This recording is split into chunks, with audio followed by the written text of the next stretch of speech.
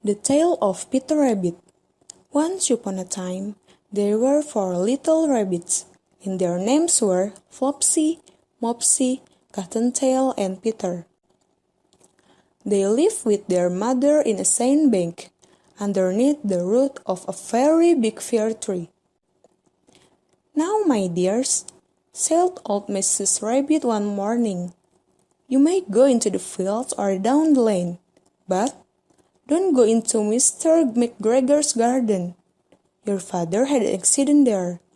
He was put in a pie by Mrs. McGregor. Now run along, and don't get into mischief. I'm going out." Then old Mrs. Rabbit took a basket and her umbrella, and went through the wood to the baker's. She bought a loaf of brown bread and 5 currant buns. Flopsy, Mopsy, and Cottontail, who were good little bunnies, went down the lane to gather blackberries. But Peter, who was very naughty, ran straight away to Mr. McGregor's garden, and squeezed under the gate. First, he ate some lettuces and some French beans, and then he ate some radishes. And then, feeling rather sick, he went to look for some parsley. But round the end of a cucumber frame, whom should he meet but Mr. McGregor? Mr. McGregor was on his hands and knees planting out young cabbages, but he jumped up and ran after Peter, waving a rake and calling out, "Stop, thief!" Peter was most dreadfully frightened. He rushed all over the garden, for he had forgotten the way back to the gate. He lost one of his shoes among the cabbage, and the other shoe amongst the potatoes. After losing them, he ran on 4 legs and went faster, so that I think he might have got away altogether if he had not unfortunately run into a gooseberry net, and got caught by the large buttons on his jacket. It was a blue jacket with brass buttons, quite new. Peter gave himself up for lost, and shed big tears, but his sobs were overheard by some friendly sparrows, who flew into him in great excitement, and implored him to exert himself. Mr. McGregor came up with a sieve, which he intended to pop upon the top of Peter, but Peter wriggled out just in time, leaving his jacket behind him, and rushed into the tool shed, and jumped into a can. It would have been a beautiful thing to hide in, if it had not had so much water in it. Mr. McGregor was quite sure that Peter was somewhere in the tool shed, perhaps hidden underneath a flower pot.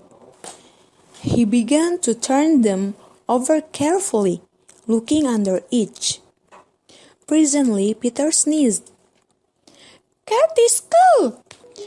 Mr. McGregor was after him in no time, and tried to put his foot upon Peter, who jumped out of a window, upsetting 3 plants. The window was too small for Mr. McGregor, and he was tired of running after Peter. He went back to his work. Peter sat down to rest. He was out of breath and trembling with fright, and he had not the least idea which way to go. Also, he was very damp with sitting in the can. After a time he began to wander about, going lippity-lippity not very fast, and looking all around. He found a door in a wall, but it was locked, and there was no room for a fat little rabbit to squeeze underneath. An old mouse was running in and out over the stone doorstep, carrying peas and beans to her family in the wood. Peter asked her in the way to the gate, but she had such a large pea in her mouth and she couldn't answer. She only shook her head at him. Peter began to cry. Then he tried to find his way straight across the garden, but he became more and more puzzled. Presently, he came to a pond where Mr. McGregor filled his water cans. A white cat was staring at some goldfish. She sat very, very still, but now and then the tip of her tail would twitch as if it were alive. Peter thought it best to go away without speaking to her. He had heard about cats from his cousin, little Benjamin Bunny.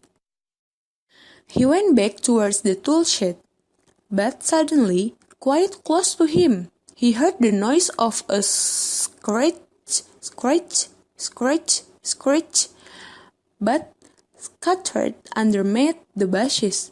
But presently, as nothing happened, he came out and climbed up on a wheelbarrow and peeped over. The first thing he saw was Mr. McGregor hoeing onions. His back was turned towards Peter, and beyond him was the gate. Peter got down very quietly off the wheelbarrow and started running as fast as he could go, along a straight walk behind some blackcurrant bushes. Mr. McGregor caught sight of him at the corner, but Peter didn't care.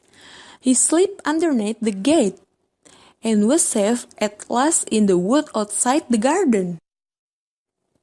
Mr. McGregor hung up the little jacket and the shoes for a scarecrow to frighten the blackbirds. Peter never stopped running or looked behind him till they got home to the big fir tree. He was so tired that he flopped down upon the nice soft sand on the floor of the rabbit hole and shut his eyes.